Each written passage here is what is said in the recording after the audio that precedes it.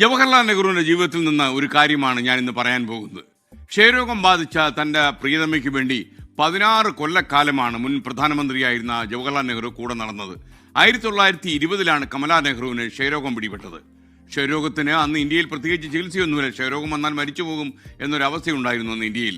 നല്ല ഭക്ഷണം നൽകുക, ശുദ്ധമായി ലഭിക്കുന്ന ഉയരം കൂടിയ പ്രദേശങ്ങൾ താമസിക്കുക എന്നീ നിർദ്ദേശങ്ങൾ മാത്രമായിരുന്നു അന്ന് ഡോക്ടേഴ്സ് രോഗികൾക്ക് നൽകിയിരുന്നത്. അങ്ങനെ നെഹ്റു ഭാര്യ കമലയുമായി മുസൂറിയിലെ മലമുകളിൽ മലമുകളിൽ പോയി താമസിച്ചു. അവിടെ മലമുകളിൽ ഉണ്ടായിരുന്ന ഒരു സാനിറ്റോറിയത്തിലേക്കാണ് അദ്ദേഹം യാത്ര പോയത്. അവിടെ ചെന്നിട്ടും രോഗമൊന്നും ഭേദമായില്ല. അത് നിസ്സഹകരണ സമരകാലത്താണ് ഇതൊക്കെ സംഭവിച്ചത്. 1924 സുഹൃത്തുക്കളുടെയും അച്ഛൻ മോത്തിലാൽ നെഹ്റുവിൻ്റെയും നിർദ്ദേശം അനുസരിച്ച് നെഹ്റുവും കമലയും ചികിത്സയ്ക്കായി ജനീവയിലേക്ക് പോയി.